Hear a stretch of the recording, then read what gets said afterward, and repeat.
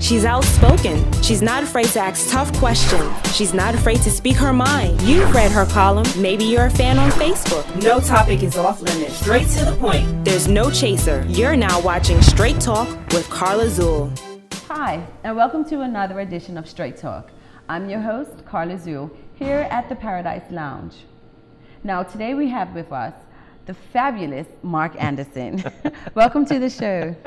Welcome. Thank you so much for having me. I'm honored to be here. I'm glad to have you. Now, many of us know Mark as Sybil Barrington, but before Sybil was Mark Anderson. Yes. Who is Mark? Well, Mark is an average dude. Average dude, just like any other guy, you know, here in Bermuda. Hey, I live my life, you know, as Mark. I work as Mark. You know, I do everything normally, just like the average, you know, guy, you know, in the street, and doing things for myself as well as my family. But you aren't average. Let's be for real. You're not. I like that. There's words just don't go in the same sentence.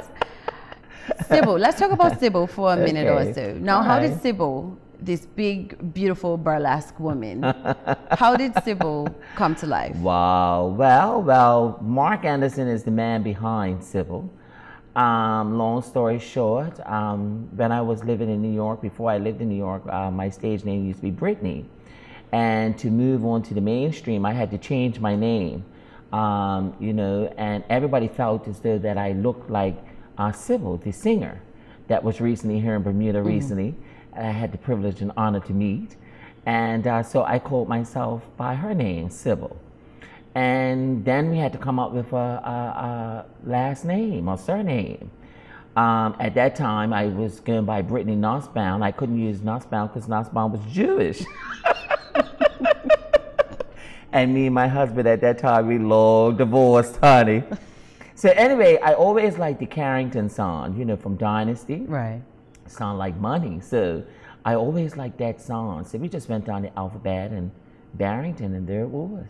Sybil Barrington.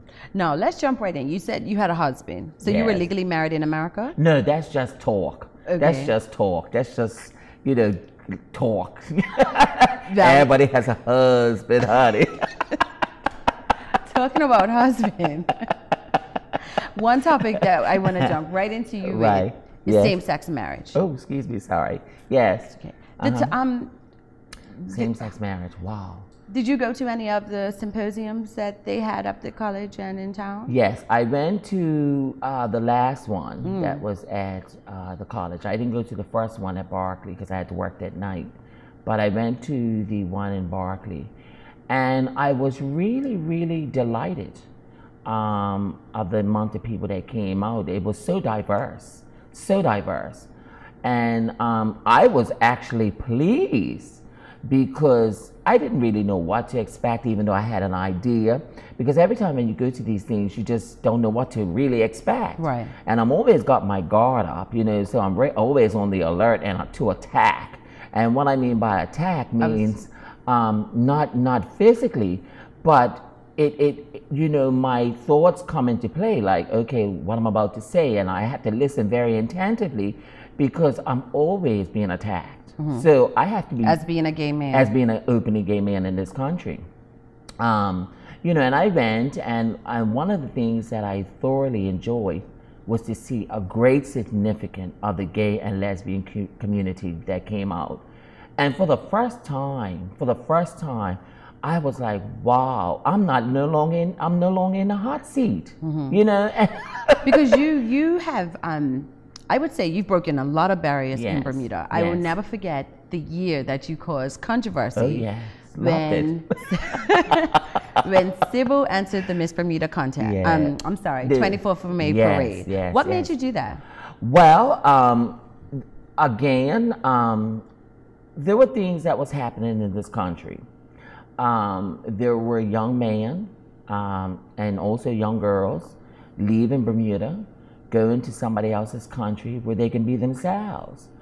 I was coming across people that were suffering alcoholism, going into drugs, because some of the kids were, you know, using because they didn't have an outlet. And they, of course, they were coming to me. And what year was this? This was, we're going back like 2003 when I first noticed it. Because I was coming home to do my show at that time. And I had did my show, it's correction, 2004, because we did our first show in 2004 at City Hall. That's another scandal. Anyway, while we was doing our show, someone came backstage and said, "Oh my God, Sybil, you need to go outside and take a look." I was like, "What are you talking about? Just go outside and look." There was a great significance of young gay man and young lesbian girls just hanging outside of City Hall because they were too young to come inside to see the show. Because at that time, I mean, at my shows, you had to be 18 to come in to see. So of course, they were so happy and delighted to see me, and they wanted to talk. I mean, one guy, you know, wanted to talk to me right there and then about the issues and problems that he was going through. And of course, I didn't even have the time to really sit and talk with him because I had a show going on. But it disturbed me because I was like, wow, you know, and you know, in the gay world, drag queens are looked up as role models across the board. Many of the straight people in this country would never understand that, you know what I'm saying? But we're looked at as role models. When you look at drag queens across the board, you know, all over the world, their name recognition, they high standards. You have like, I don't know if you ever heard of the Bulls. You have the mother of the bull, you have the father of the bull. And usually in many cases, the bull queens will have children that they will cultivate and bring up. And bring up and stuff like that. But I was a little selfish in that area. And what I mean by that is, you know, in my book, you had to either work or be in school. That's not the part that was being selfish. The selfish part for me was that you had to be fine, honey.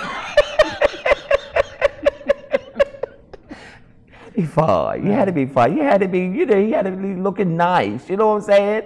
And because I was an entertainer, and because I was on the road a lot doing shows, and if I wanted all my sons to help me to carry my bags, you know, like my suitcases and dresses and stuff, you know, I wanted people to say, well, my goodness, look at Sylvia and all her fine sons. So now this reminds me, I remember that 24 for me. There you were, and you had a trail of sons behind you. Yes. So they were handpicked. Yes. No, not handpicked. They are my sons. I have taken on, in New York, when I was in New York, I had taken care of 7 sons that were abandoned by their families. Because of their parents had kicked them out because they're gay. They had no place to go. And I took them in. I took them in. And most of them all today are very successful in all of their careers. One of them is the personal assistant for Mariah Carey. Okay.